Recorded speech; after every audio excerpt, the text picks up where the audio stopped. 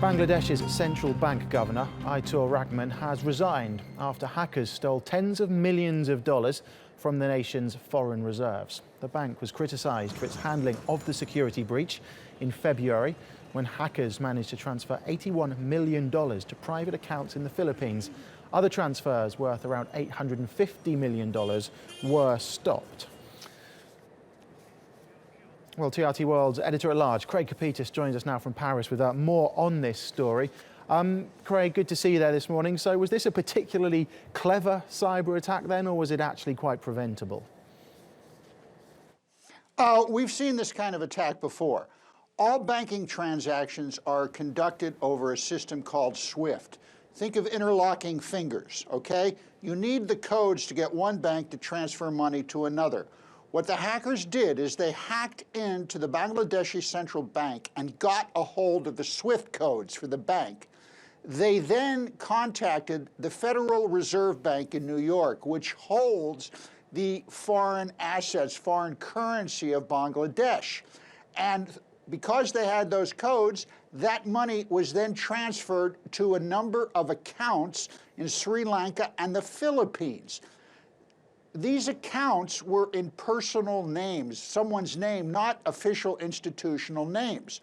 Once the money arrived in the Philippines, the hackers took the money out and they laundered it, dry cleaned it, if you will, through a series of casinos in the Philippines. And the only reason they got caught, and this should be a lesson, they spelled some of the names wrong of the money, of the people who the money was supposed to be transferred to. So make sure you learn how to spell names if you're going to start hacking money out of central banks. Well, Bangladesh's bank chief has resigned, Craig, because of all of this. Was it an oversight then on his part? Should he have gone? Was this preventable?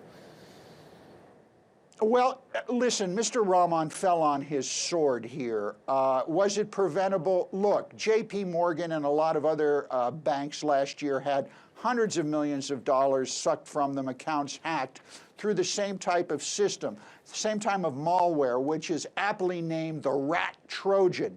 Now, why this is Mr. Rahman's falling on his sword here is significant is he was one of the good guys in the central bank world. In fact, TRT World, we were looking forward to speaking with Mr. Rahman at the IMF World Bank Conclave in April in Washington. Rahman was a different type of central banker. He said that any kind of central bank policy needed to have it had to include all sorts of people, and the environment needed to be part of a central banker's playbook. This is pretty much heresy in the central bank world. So for developing economies, poor economies, microloans, this kind of thing, Mr. Rahman, the fact that he's no longer the central banker of Bangladesh is a serious loss. Okay, Craig, thank you very much. Craig Copetas there in Paris.